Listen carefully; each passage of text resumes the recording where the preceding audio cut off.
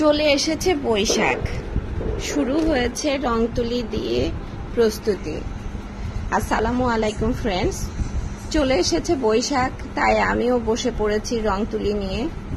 সবসময় টুকটাক কাজ করি, মাঝে মধ্যে আপনাদের সাথে শেয়ারও করি, মনে হয় করার চেষ্টা করি। তো বৈশাখ চলে এসছে, বৈশাখের জন্য আমি কয়েকটা পাঞ্জাবির অর্ডারও পেয়ে গেছি। 2টা পাঞ্জাবি কাজ শুরু করে দিয়েছি। 2টা পাঞ্জাবি কাঠগোলাপের কাজ করব। আমার এক আপু 2টা পাঞ্জাবি দিয়েছে কাজ করার জন্য। তো এই 2টা পাঞ্জাবি কাজ শেষ করে আরো 2টা শাড়ির অর্ডার আছে, আর আমার জন্য তো শাড়ি তৈরি করবই। তো রং তুলি নিয়ে শুরু করে দিয়েছি এবার রং তুলির কাজ। রান্না বান্না একটু কমই হবে, কারণ এখন এই রং তুলির পেছনে সময় দিতে যেয়ে রান্না বান্নার পেছনে সময় মনে হচ্ছে, আর সময়টাও তো অল্প। ঈদ শেষ না হতেই আবার বৈশাখ চলে এসেছে।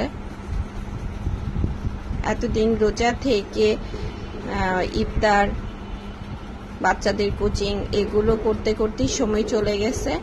এখন ঈদের পর ঈদ শেষ হতে না হতে আবার বৈশাখের আয়োজন শুরু হয়েছে। বৈশাখ হচ্ছে আমাদের বাঙালির ঐতিহ্য। অনেকে হয়তো ভাববেন যে এত আহামরি কি আছে, 2 দিন আগে একটা অনুষ্ঠান গেছে, আবার পয়লা বৈশাখে তো ভাতাও দেওয়া হয়েছে। তো সেই কারণে বৈশাখকে একটু গুরুত্ব, আর তাছাড়া বৈশাখ অনেক আগে থেকে আমাদের বাঙালির ঐতিহ্য বলে কথা। যখন চারুকলায় পড়তাম তখন তো অনেক মজা করতাম, অনেক আনন্দ করতাম। খই মুড়ি কেক অনেক মিস করি, প্রিয় চারুকলাকে মিস করি, প্রিয় মুখগুলোকে মিস করি পান্তা, ইলিশ, শুটকি ভর্তা মিস করতে করতেই আসলে অনেকগুলো সময় পার করে এলাম। এখন বাচ্চাদের পর্ব, বাচ্চাদেরকে জানাতে হবে, বোঝাতে হবে যে এটা আমাদের বাঙালির ঐতিহ্য। বাচ্চাদের প্রোগ্রামে আমি গার্ডিয়ান হিসেবে যাব, আপনারাও নিশ্চয়ই যাবেন।